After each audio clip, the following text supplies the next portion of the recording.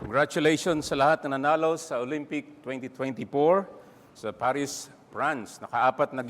Apat na medal lang naman tayo, 2 ginto at 2 bronze. Magandang alalahanin dito yung sinabi ng founder ng Modern Olympic na si Baron Pierre de Coubertin. Sinabi niya, the most important thing in the Olympic Games is not winning, but taking part. The essential thing in life is not conquering, but fighting well. Gusto kong bigyan ng diin yan, fighting well. Sapagkat may katotohanan din yan sa ating Kristiyanong pamumuhay, sa mundong ito na bumagsak sa kasalanan, we have to fight well.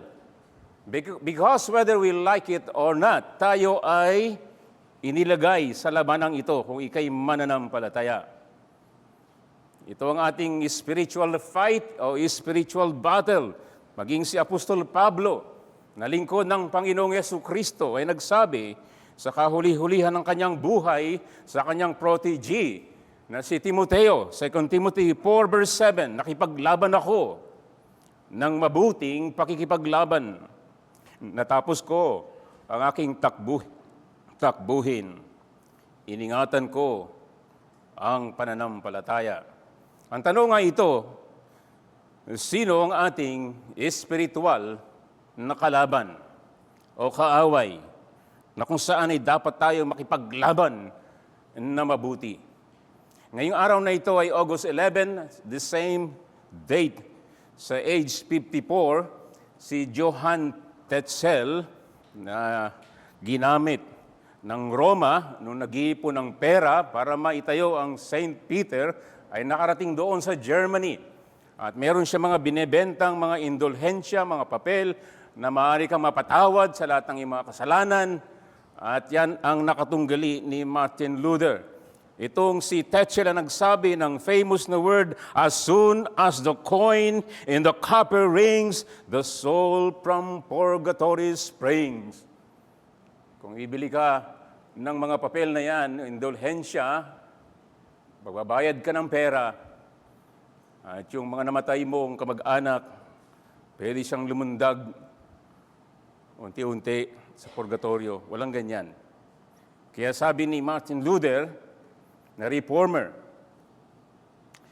yang si Tetzel ang primary author ng trahedya na yan. At siyang, nung siya'y malapit na mamatay, sinulatan pa rin ni Martin Luther itong si Tetzel. Ang sinabi niya, don't take it too hard. You didn't start this racket. Huwag kang mag-alala, hindi ikaw nag-umpisa talaga niyan, ng racket na ganyan. I assume, ang sinasabi dito ni Luther ay walang iba kundi si Satanas. Ngayong araw ay continuation ng ating series dito sa Aklat ng Efeso na nagpapahayag sa mga mananampalataya na ikay patay sa kasalanan dati. At ikaw ay dati na hindi mananampalataya, pasaway ka, pasaway ako. Dati ang buhay mo ay buhay na ikaw kaaway ng Diyos. Wala kang Diyos, wala kang Kristo, at wala kang pag-asa sa buhay na ito at sa buhay magpakailanman. Pero dahil sa pag-ibig ng Diyos kay Kristo na namatay sa Kalbaryo, yan ang tawag dyan ay biyaya lamang. Wala kang anumang kontribusyon para mabago ang iyong natural na kalagayan. At yan ang habag ng Diyos sa mga hindi karapat-dapat na kagaya mo at kagaya ko, na naligtas sa biyaya lamang, sa makatwid may ebidensya ng iyong pamumuhay, na ikaw talaga ay benepisyaryo ng biyaya na nagliligtas. May kababaan ng loob, hindi proud, kundi humble by the grace of God. Hindi lumalakad sa dilim, kundi sa liwanag. Hindi mga mangmang, kundi may karunungan sa patnubay ng banal na Espiritu ng Diyos. Hindi lumalakad sa pagkamuhi, kundi may pag-ibig kagaya ng Diyos na pag-ibig. And then sinabi niya dito sa katapusan, Ephesians 6:10-20, basahin lang natin ang tatlong bahagi dito, Ephesians chapter 6 and verses 10 hanggang 13, sa kahuli-hulihan patuloy kayo magpalakas sa Panginoon at sa kapangyarihan ng kanyang lakas. Isuot ninyo ang buong kasuotang pandigma ng Diyos upang kayo'y makatagal laban sa pakana ng dyablo. Sapagkat ang ating pakikipaglaban ay hindi laban sa laman at dugo, kundi laban sa mga pinuno, laban sa mga may kapangyarihan, laban sa mga kapangyarihang di nakikita na naghahari sa sanlibutan sa kadilimang ito, laban sa hukbong espiritual ng kasamaan sa kalangitan.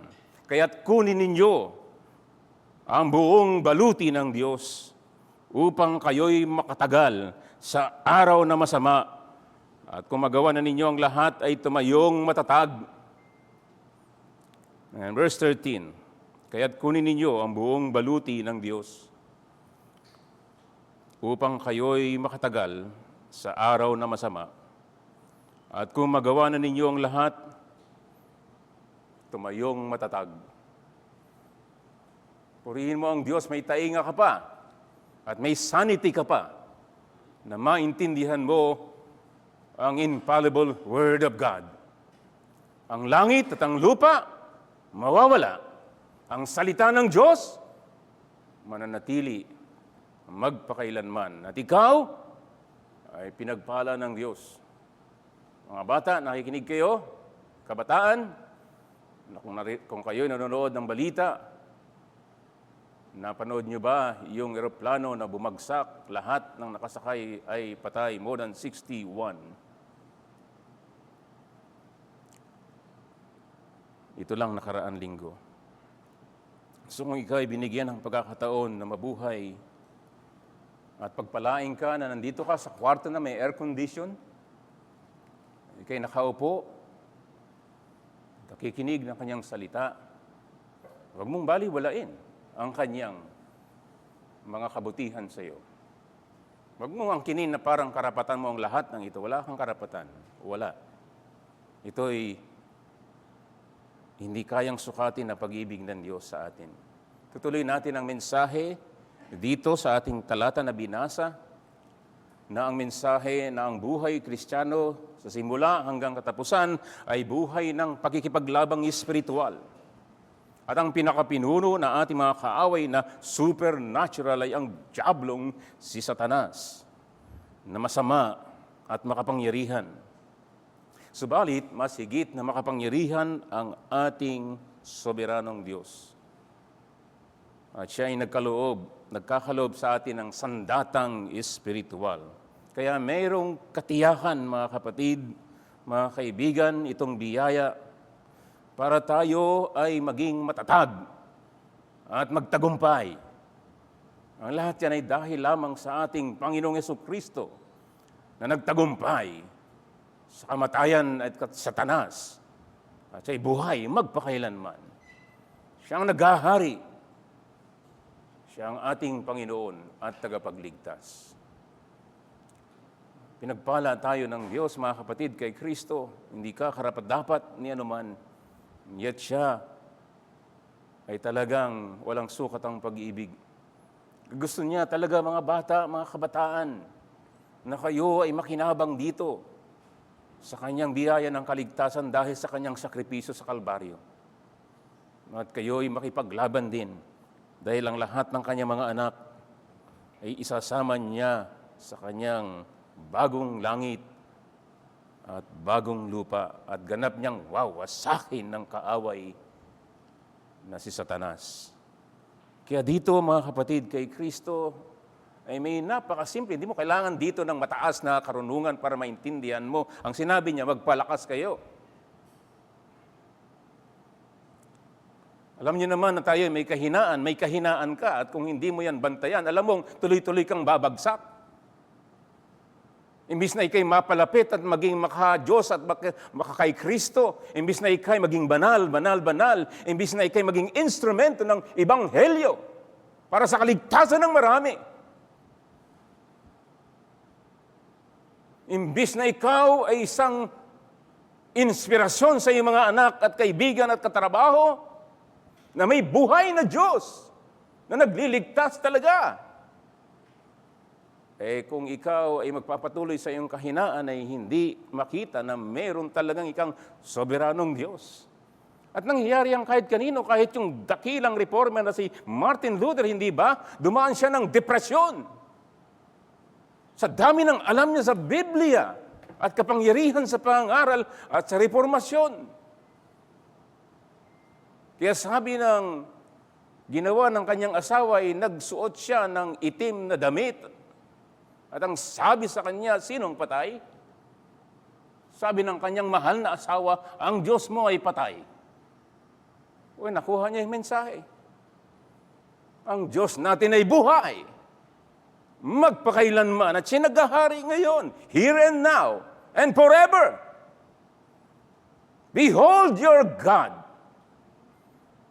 At siya'y nagsasalita po sa atin, mga kapatid, dito na kayo'y magpakatatag. Ang sabi dito, magpakatatag kayo hindi sa sarili ninyo, hindi sa pastor, hindi sa diakono, hindi sa ministeryo, hindi sa mga tao, hindi sa pamilya mo, hindi sa karunungan mo, hindi sa kayamanan. You name it.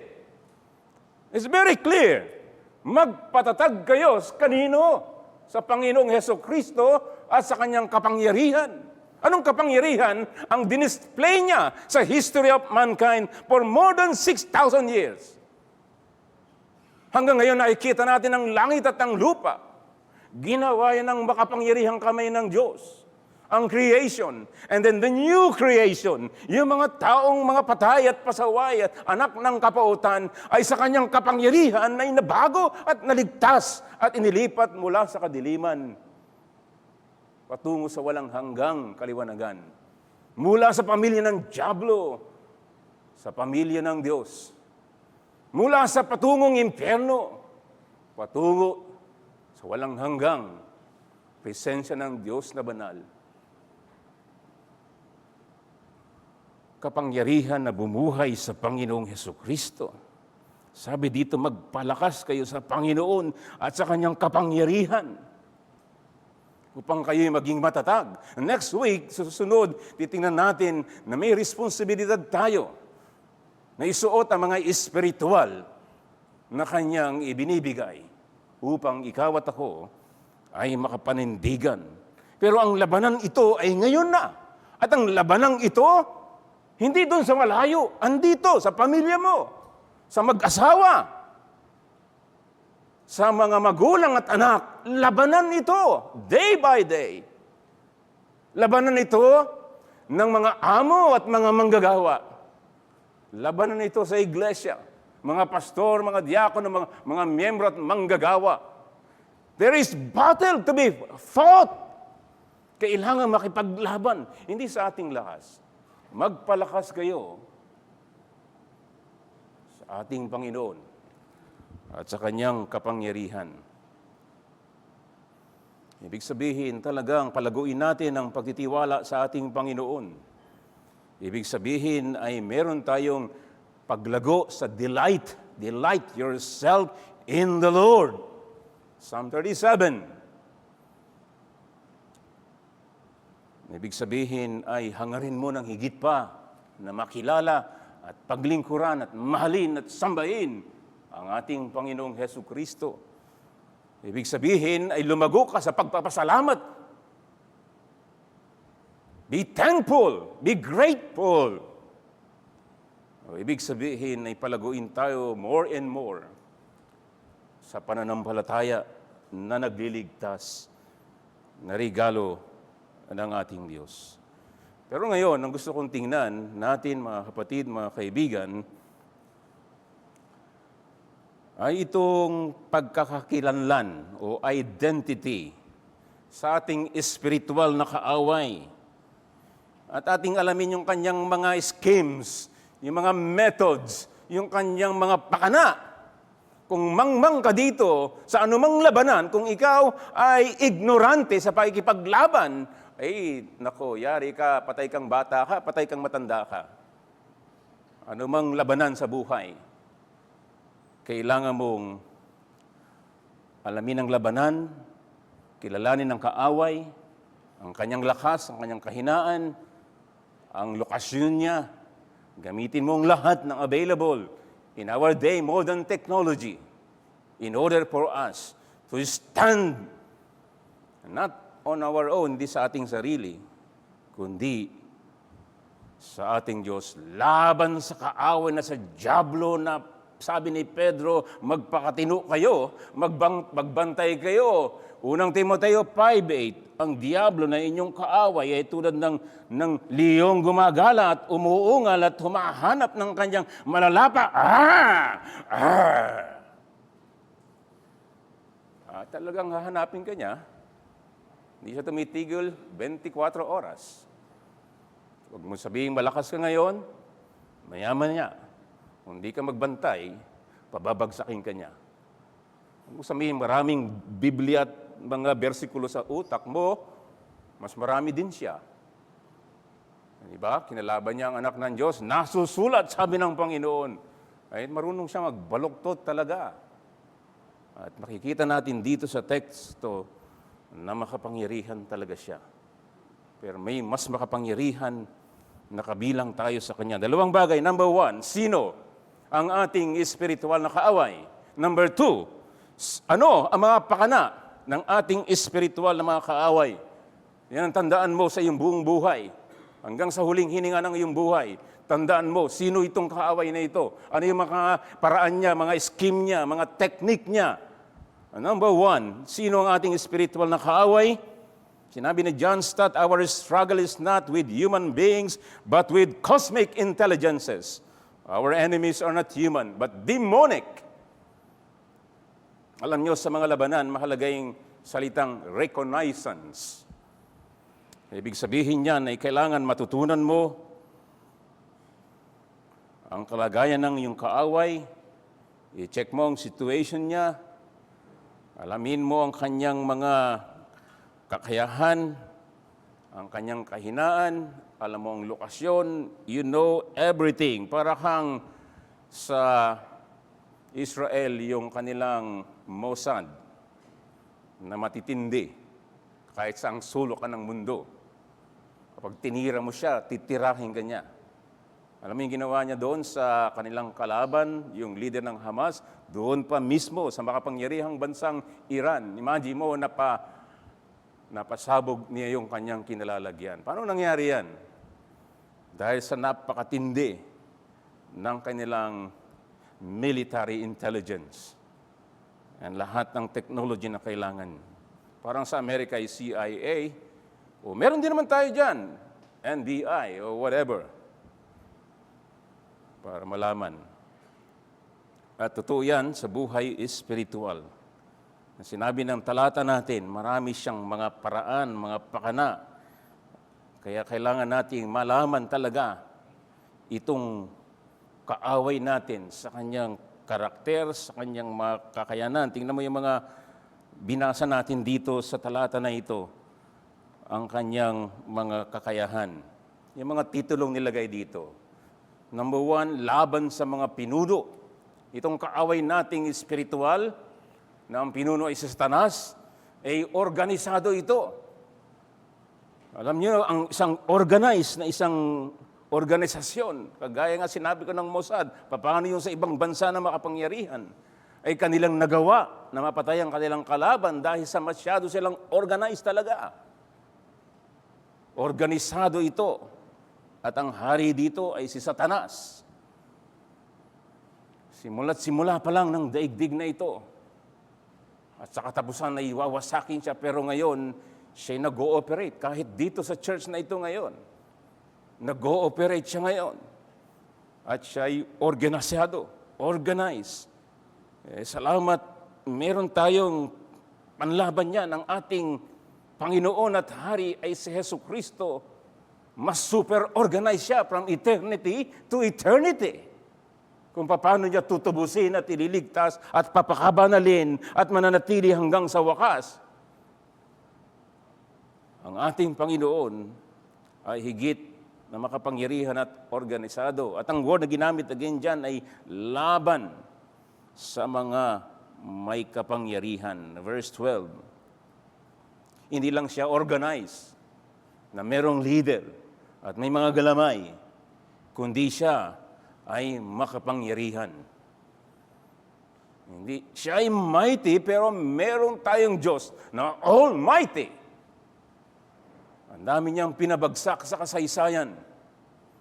Kahit mga tao na mga tapat sa Diyos sa isang banda, sila'y mga bumagsak din sa kasalanan. Kaya maghanda ka kung hindi ka nakakaalam ng labanan na ito. Ang bertisya din ay laban sa kapangyarihan hindi nakikita. Kadiliman sa sanlibutan, ibig sabihin, kadiliman, darkness, nakatumbas ng kasalanan. Hindi ba nakalagay sa Biblia, men love darkness rather than light. Mas mahal ng tao ang kadiliman ng kasalanan, hindi ba? May kausap pa ako ngayon. Mas mahal mong kadiliman. Binibigyan ka ng warning ngayon. Yan ay mapanganib. Si Jesus ang liwanag ng sanlibutan. At siya ang nagliligtas sa kadiliman at sa kampo ni Satanas. And then siya ay laban sa hukbong espiritual ng kasamaan sa langit. In other words, siya ay global. At lagpas sa earth ang kanyang operation. Ito ang ating kaaway. Very intelligent talaga siya. At very sophisticated siya talaga. Organisado. Makapangyarihan. Itong sinabi ni Jeff Thomas, isang material na aking ginagamit dito, sinabi niya, they are skilled. Itong jablong si Satanas, ang kanyang kampon na organisado. They are skilled in such things as idolatry, error, envy, spiritual pride, unbelief. Every sin of the flesh has corresponding sin of the spirit. For example, drunkenness, the common sin of the flesh, has its spiritual counterpart, intoxication with deadly ideas and philosophies, sexual in uncleanness, and unfaithful in the scripture is often an analogy for spiritual idolatry. And then pride of wealth or family or education is carnal and spiritual damaging. And then ito pang sinabi niya, but how much more damage in the church is caused by spiritual pride. Pride of gifts or experience or office. Ito si Jeff Thomas ay naging speaker po natin dito sa ating pastors conference long time ago. At siya ay retire na at talagang may karunungan sa labanang ito. At siya ay nasa pakikinig kay dakilang Dr. Martin Lloyd Jones. Kaya itong mga sinasabi niya, totoo sa Biblia at may karunungan talaga. At itong sinabi ng commentator na si William Hendrickson na puno, itong jablong ito, si Satanas, na puno siya ng galit at inggit. Ang kanyang kasamaan ay nakadirekta laban sa Diyos at sa kanyang mga tao. Ang kanyang layunin kung gayon ay patalsikin sa trono ang kanyang dakilang kaaway na buhay na Diyos at itapon ang lahat ng mga tao ng Diyos. Sa katunayan, lahat ng mga tao sa impyerno. Siya ay lumalakad na parang leong umaatungal at naghahanap ng masisila. Siya ay may isang makapangyarihang mahusay na organisadong hukbo at nagtayo ng isang outpost sa loob mismo ng mga puso ng mga taong nilalayon niyang wasakin. No? Imagine mo yun, sa puso mo mismo. Kaya nga si Jeremiah, di ba? 17:9, the heart is what? Deceitful above all else and desperately wicked. Alam yan ni Satanas. Alam niyang puso mo at puso ko. Alam niyang masama ang puso natin.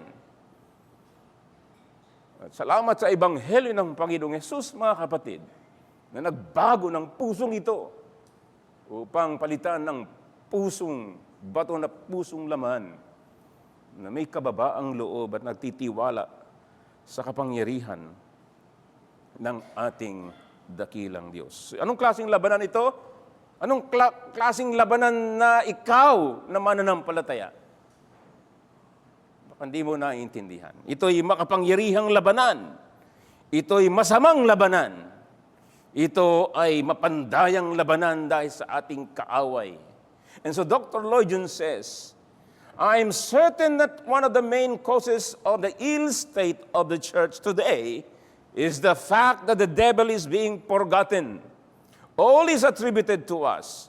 We have all become so psychological in our attitude and thinking, we are ignorant of this great objective fact, the being, the existence of the devil, the adversary, the accuser, and his fiery dart.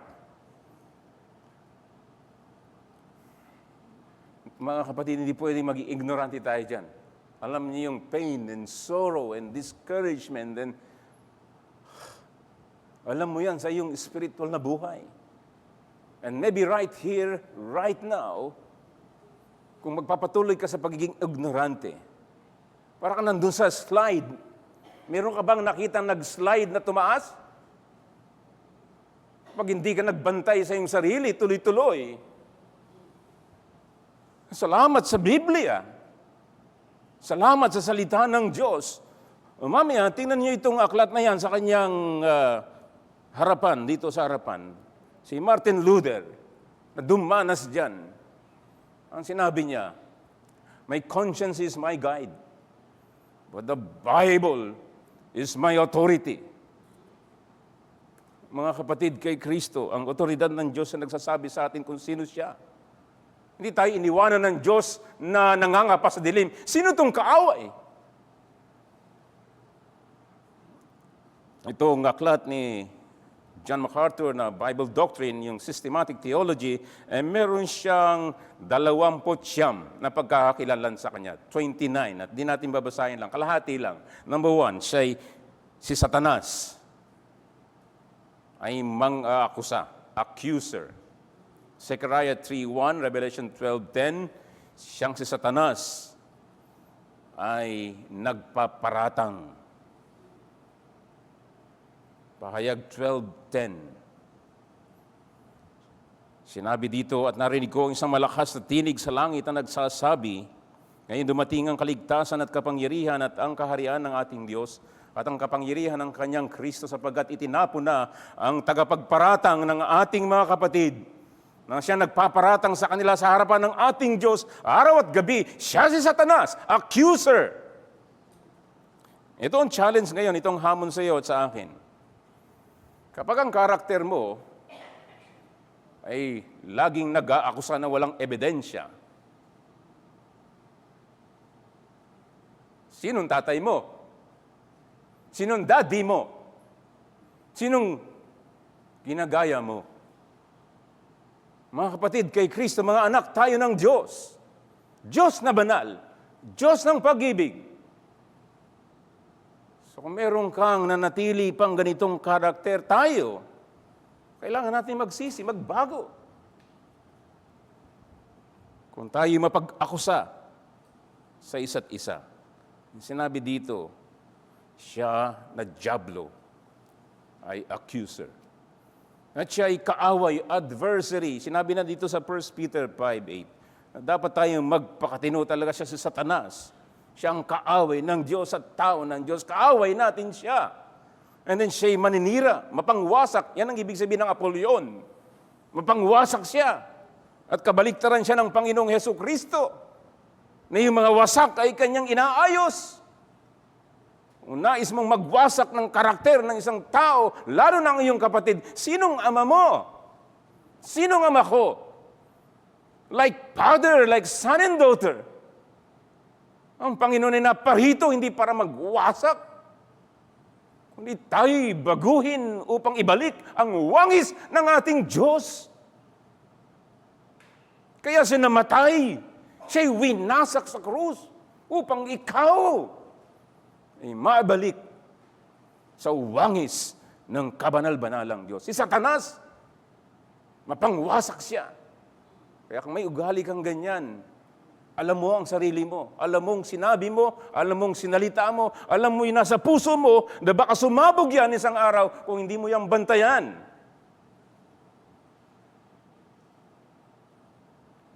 Sinabi ni Sinclair Ferguson, his name is Destroyer. Ano yung kanyang gusto niyang i-destroy? salita ng Diyos at yung reliability ng salita ng Diyos. Kung hindi ka nagpapasakop dito, nagtitiwala na itong otoridad, ito'y sapat sa pananampalataya at pamumuhay, yan ang gawain ng dyablo.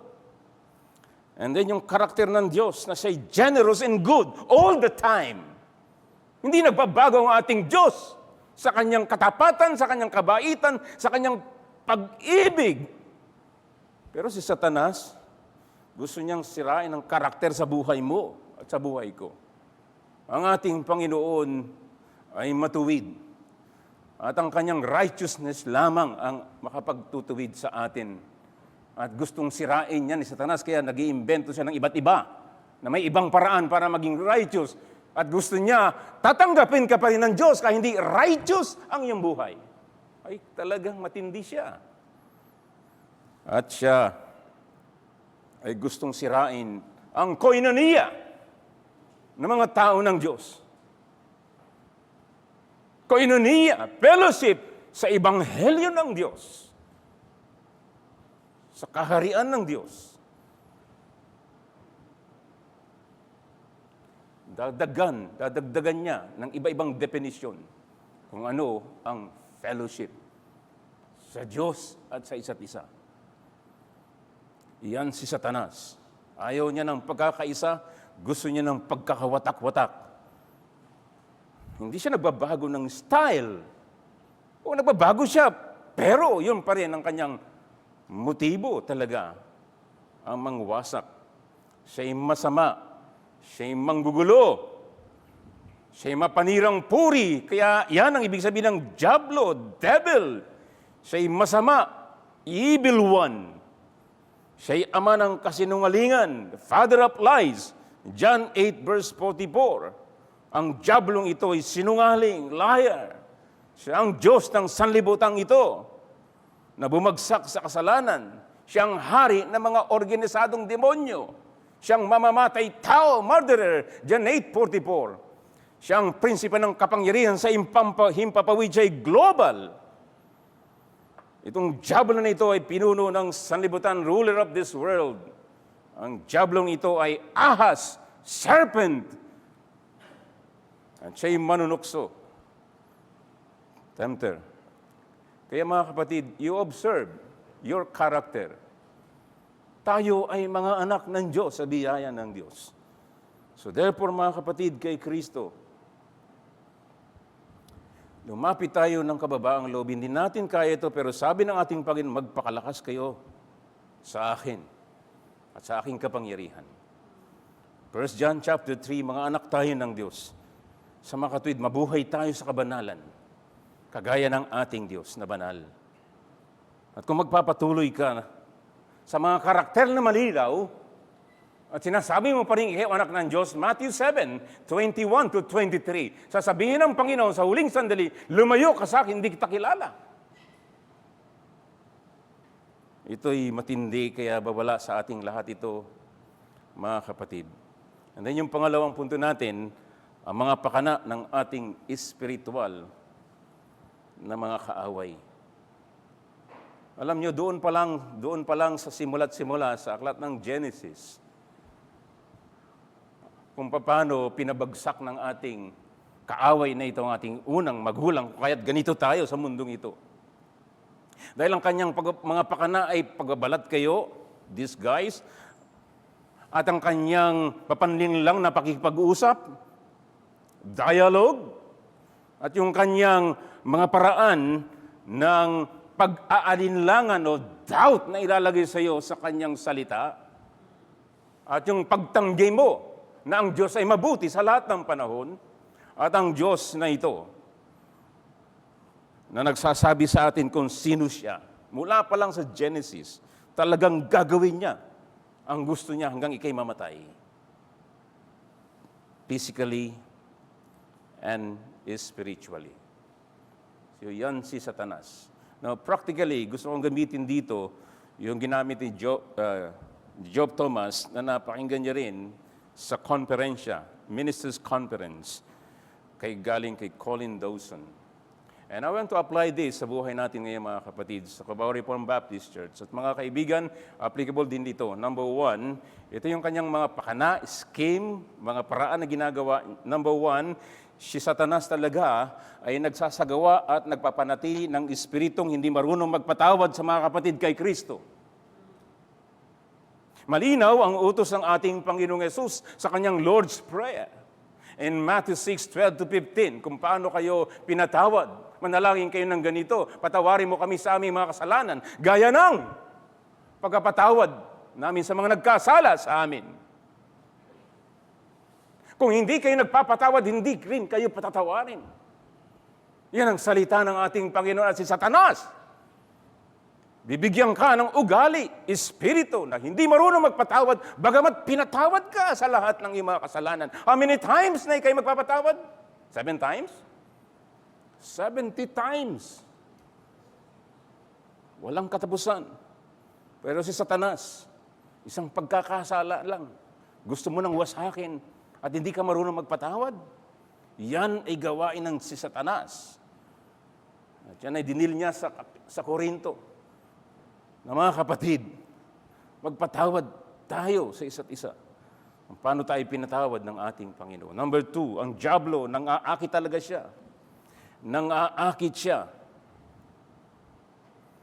sa mga mananampalataya na lumayo sa pananampalataya. Pananampalataya sa tunay at buhay na Diyos. Pananampalataya nakasentro sa ating Panginoong Yesukristo. Obserbahan mo yan. Kung ikay napapalayo, pagtatakpan mo yan, pero ang suma total, ikaw ba'y napapalapit kay Kristo? Ikaw ba'y nagiging banal? Ikaw ba'y nagiging kagaya ng karakter ni Kristo? Philippians 2 and verse 5, let this mind be in you. Ano? Anong mind? Mapagpakumbaba, masunurin, hanggang sa wakas. Kapag ikaw ay so proud na wala ka namang ipinagmamalaki, anumang bagay, hubad tayo at hubad din aalis, then dapat madetect mo ang diablong si Satanas. Kung ikaw, kapatid at ako, ay hindi masunurin, hindi lang sa panahon na maayos ang kalagayan, sa lahat ng panahon, lalo na sinabi dito, sa panahon ng kasamaan, the days of evil. Every day is a day of evil. There is a special. May mga panahon na matindi talaga ang labanan. Ang ginagawa niya, unti-unti tayong inilalayo. Dahil gusto niya, sumama tayo sa kanyang pupuntahan sa walang hanggang apoy, magpakailanman. Kayo mga bata at matanda, kayo nandyan sa online, yan ba ang gusto ninyo? Walang may gusto niyan, pero sa ayaw at sa gusto mo, pupunta ka ron kapag ikaw ay sumama at kumampi at lumayo sa Panginoong Jesucristo. Mga mananampalataya, mga kapatid, tingnan mo ang operasyon ng ating mga kaaway. Tingnan natin, mga kapatid, kay Kristo sa pangatlo, si Satanas ay nambubuyo. Nambubuyo. Nag-i-incite na ikay gumawa ng kasalanan na labag sa kanyang salita. Tignan mo ang iyong sarili, kung ang iyong iniisip, ang iyong sinasalita, ang iyong ginagawa, ito ba ay pasado sa standard ng Diyos? 10 utos ng Diyos. Love God, love your neighbor, as you love yourself. Ang diablo talaga, nambubuyo siya. Meron ba sa inyo ngayon, nasa gitna kayo na kayo binubuyo talaga? Fight! Fight the good fight. Put on the whole armor of God. Be strong in the Lord and in His might. Hindi natin to kaya, mga kapatid. And number 4, aatakihin ni Satanas ang iglesia sa pinakamahina nitong lugar o sa pinakamahina nitong mga miyembro. Aatakihin ni Satanas ang iglesia na tapat sa kanya at gustong maging gamit sa kanya sa Ebanghelyo para sa ikaliligtas ng marami, ang Ebanghelyo din na magpapatibay sa mga mananampalataya, na magtiyaga, mag-persevere to the end. Si Satanas ang gagawin niya sa iyo. At mga mahihina, lalo na, mga vulnerable, mag-ingat ka kay Satanas. Ang Panginoon ay nangako, hindi kita iiwan. Hindi kita pabayaan. Kahit hindi maraming alam sa Biblia, sabi ng Panginoon, hindi kita iiwan. God said it, I accept it, that settle it. Iyon ang pananampalatayang simple. And then panghuli, pinagtutunan niya ng pansin ng pinaka-aktibo, ang mga masigasig na mga miyembro. Magbantay kayo mga kapatid, tayo mga kapatid, na si biyaya lang ng Diyos, tayo nakakapaglingkod. Darating ang panahon, tayo'y manghihina at babalik sa alabok. And no more activities or planning in the grave where you and I are going. At ikaw, nakagamit-gamit ngayon, ikaw ay primary target ng diablong si Satanas.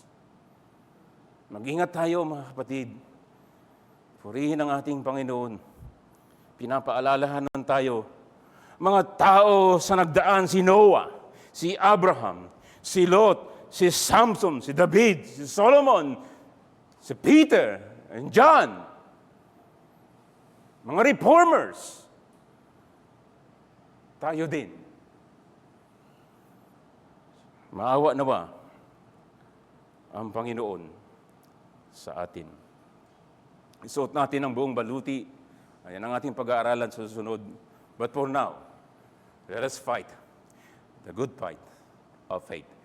By the grace of God, by the power of God displayed in creation and in new creation, na siya'y nagpapanatili at nagliligtas at naghuhukom. And then finally, sa aklat ng Romans, sinabi niya, if God is for us, Romans 8, who can be against us? No one, even the devil. Dahil ang ating Panginoon ay super, super, almighty God. Be strong in Him. To Him be the glory. Amen. Let's pray. Lord,